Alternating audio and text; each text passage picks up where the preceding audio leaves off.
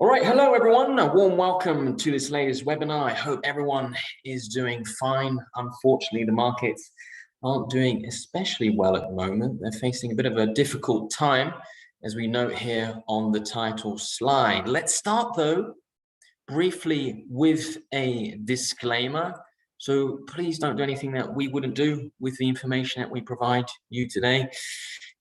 We won't be responsible for it if you do. But okay, let's get stuck into the agenda then. 5 parts to today's presentation.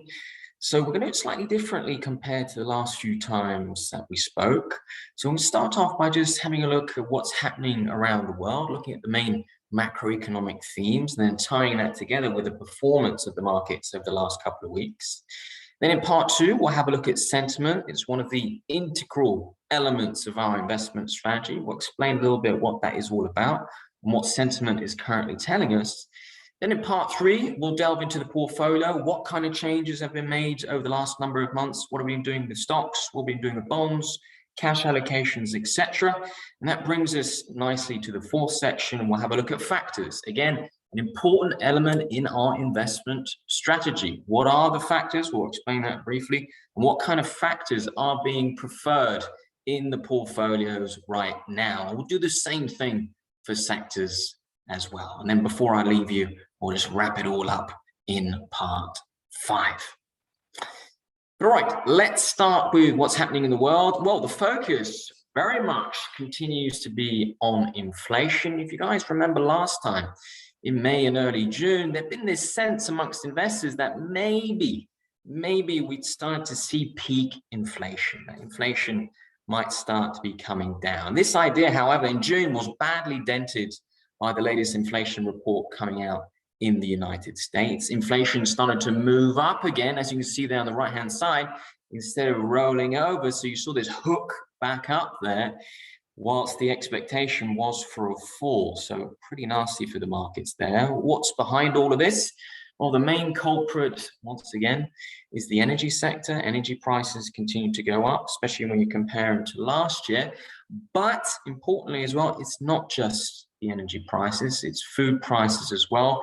They've been showing large increases. And for investors, for markets, this has meant that this overall indicates that inflationary pressures have been broadening. They're not just contained to certain areas of the market, they're actually quite broad. In Europe as well, price pressures have continued to intensify, and this has been made worse with the renewed surge in gas prices we've seen related to the war in Ukraine, these tensions between the European Union and Russia, with Putin, with the Kremlin potentially cutting off gas supplies for Europe. That's driving the gas markets crazy, and it's fueling these inflation fears even further. So inflation hasn't been a good news story for the markets.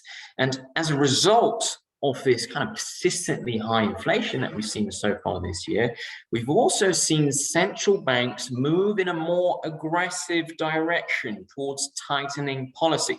What does that mean? Well, it means, for example, ending quantitative easing programs, but importantly here, it means raising rates. And this is especially the case over in the US, where the Federal Reserve, the Fed, has hiked several times already so far this year. And we saw another big hike in June, moving up 75 basis points. It's quite unusual that we see this kind of rate hike. We haven't seen one of these since the 1990s, so for around 30 years.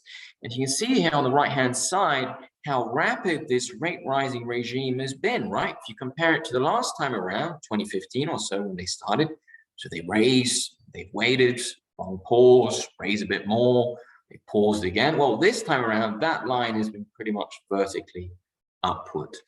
And what has become clear for markets here is that the Fed has really become increasingly concerned about its credibility, right? Inflation is not proving as transitory as they have been noting throughout the pandemic period. Remember, throughout 2021, they were saying is that, yeah, don't worry about it. Inflation will come down, supply chains will sort themselves out, we'll get a bit of disinflation in 2022. Well, that hasn't really occurred, and they're worried about their credibility. And at the same time, you have the labor market running increasingly hot as well. Unemployment in the US is back down to levels that we saw pre-pandemic. So again, the Fed is very much concerned here with price stability. The other side of their mandate, keeping unemployment low, has largely been met. So the focus for the Fed really needs to be on containing prices. The situation in Europe is similar. It's not as drastic as over in the United States, but if you listen to what's coming out of Frankfurt from the ECB, they've also been indicating that they're going to act this summer. They're going to start a rate hiking cycle as well, and that will be the first time in over 10 years since 2011 that they have done so. So central banks are moving in a more aggressive direction.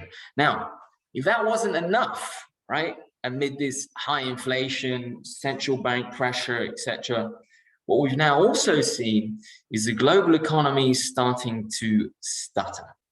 Now, what's going on here? Well, there are signs, for example, that consumers are being adversely affected by inflation, by these higher prices, and they're starting to pare back some consumption in the discretionary areas, for example. We've seen that in the latest consumer spending report over in the United States. So it makes sense, right? So if you need to pay more electricity, you need to pay more for your gas bill, maybe you're less likely to buy that new car you've been thinking about, or go on that holiday that you've been thinking about. So this is the kind of trend that seems to be emerging for consumers. Then you also have the fact that rates have been rising, and that is also likely going to have an impact economically. And we see signs of this now emerging in the housing market, which is starting to soften, at least over in the US, some signs in Europe as well. This is due to mortgage rates having risen, so it costs more, right, to finance yourself, and that means that demand for housing can also come down in the coming months. In Europe, the broad indications are also not great that have been coming through. In June, we see economic confidence heading down. This is for consumers, also for businesses. This is related to the situation in China, to Ukraine, inflation, etc. So the list for European economic worries has also been growing in recent weeks. So to make it very simple, the fear in the market here is that a recession may be looming, and all eyes are on the labor market, right? Just to see that the labor market continue to show strength, because this is important to see. If unemployment starts moving up, it continues to start moving up considerably more. We tend to enter into kind of a negative upward spiral into unemployment, and then a recession is a nigh on certainty. So the fear has arisen around a recession as well. All right, so what has that meant for markets? Well, maybe not a surprise that we've seen a pretty significant risk-off move in markets for June. As you can see there on the right-hand side, a variety of markets around the world have not fared well at all throughout the past month. So global stocks pretty badly down. If you look at European stocks, very badly down. European stocks are very sensitive to economic growth, to global economic growth. So growth starts rolling over, European stocks fare especially badly. And you can see that here, for example, in the DAX and the FTSE MIB. If you look at the FTSE 100 over in the UK, slightly better because they have a lot more energy companies there in the index, and energy companies have been holding up a bit better than the broader markets. The S&P 500 also down. This is also a story related to this growth issue, but also due to the higher rates. What about the euro dollar? Well, the euro continues to weaken.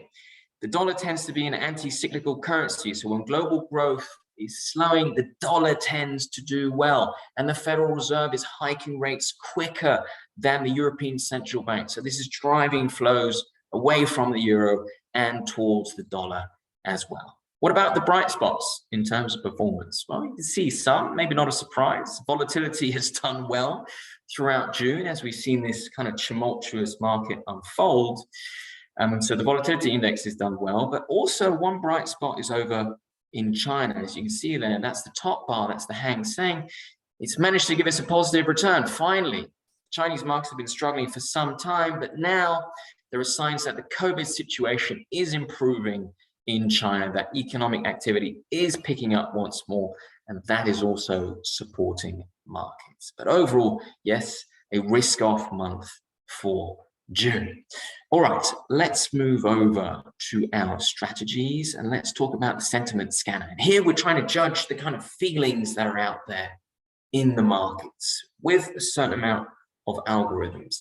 And these algorithms, they look at two important facets for global sentiment. They look at the monetary side and they look at the economic side. The monetary side hasn't been good all year. We've spoken about that a few times over the last few months. That's why we have this downward red arrow here that's been down for the bulk of the year. But now what we're seeing as well is that sentiment on the economic side is starting to head south as well. And we can see this here on this chart. Earlier on in the year, you saw that the monetary side was really not doing well, but this was compensated to an extent, at least, by a robust global economy. But as you can see here, the monetary side has continued to go down, but also now the last few months, we have the economic side of the equation also heading down alongside. So both of these are negative now, and they are showing that there's quite a lot of negative market sentiment out there right now that we need to take into account in our investment strategy. We need to get more defensive as well. Now, what about the handbrake?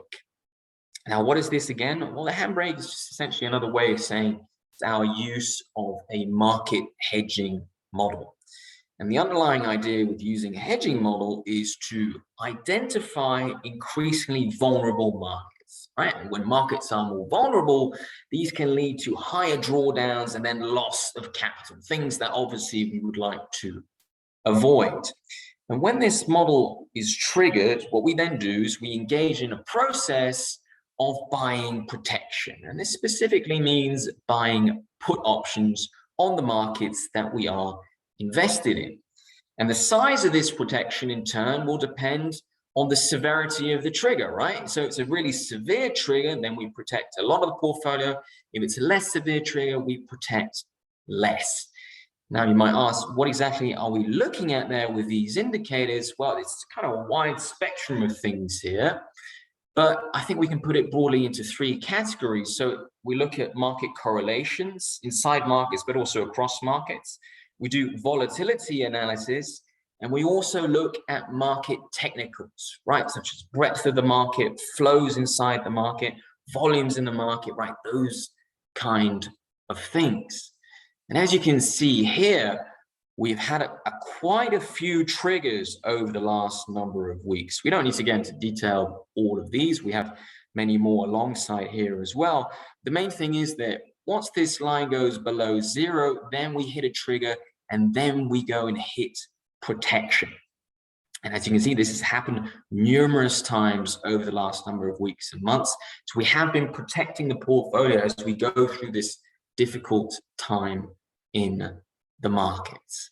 Now, another thing that we do, and that is important right now, is that we look at the general volatility levels across the funds.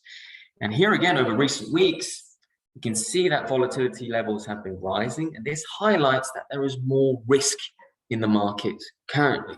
Here you can see this on the right-hand side. This is the dynamic risk control. So this is the main forward quant fund. And you can see on a 1 month basis, volatility has really jumped up there throughout June. On a 6 month basis, it's been trending up as well. And on a 12-month basis, importantly for us, it's also been moving up, so above that 15% barrier. And a key concept, I think maybe as you guys know, in forward quant is this idea of risk control. This means we need to closely monitor volatility. And when it approaches dangerous levels, we need to take action, bring this volatility down and move into a more defensive direction in the funds, in the portfolios. And that brings us here to this slide. You can see this at work, this move into a more defensive direction. We started the year with a lot of equities, not a lot of cash, not a lot of bonds, but now over the last several months, you can see we've reduced the equity allocation considerably, moved more into bonds and moved more into cash as well, just to bring that volatility down, to move in a more defensive direction, to better protect the capital across our strategies. Now, what does it all mean for factors and sectors? Well, once more, this kind of whole risk-off dynamic dominates things here as well. And just briefly on factors, again, it's one of these central ideas around our equity selection algorithms. And factors, what are they? Well, they mean certain characteristics of stocks that allow us to put them in certain groups. And at the moment, what we've been doing in the portfolios, we've been moving towards quality stocks and low volatility stocks, right? Those are the kind of two groupings that we favor.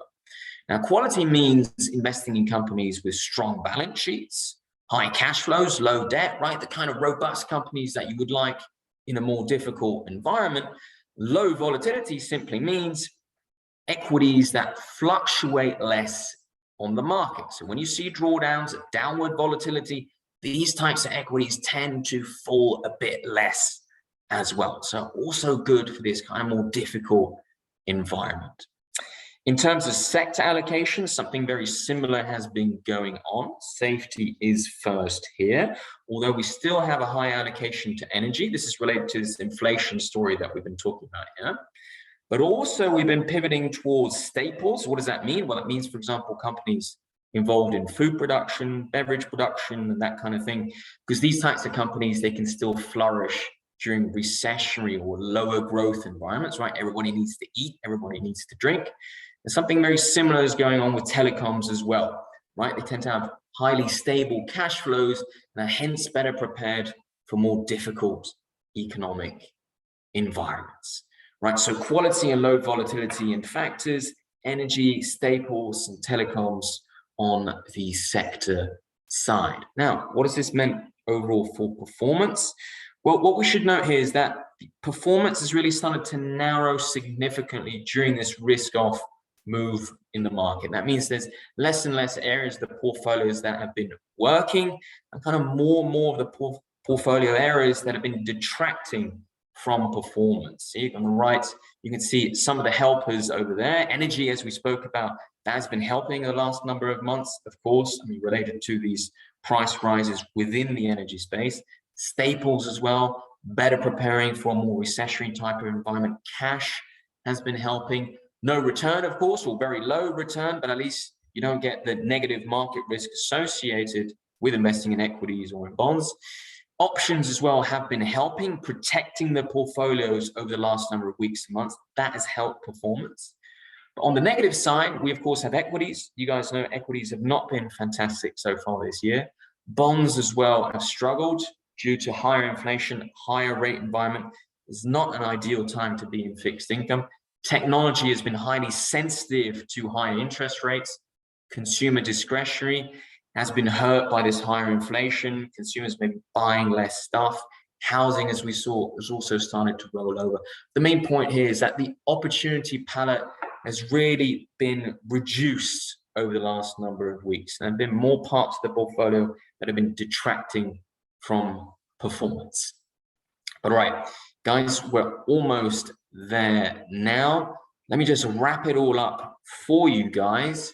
So what have we said today? Well, it's been another tough month for the markets. Markets once more dragged down by numerous factors, three factors that we pointed out, right? So higher than expected inflation with the June report. We saw more central bank tightening, more aggressive stances from the central banks. And to add insult to injury, we saw increasing signs of the global economy starting to slow. What has that meant for our models and our positioning and our strategy? Well, it means that sentiment has turned further down, especially for the economic side. The monetary side has always been negative so far this year. Now the economic side has followed suit. Numerous hedging signals have been triggered over the last number of weeks.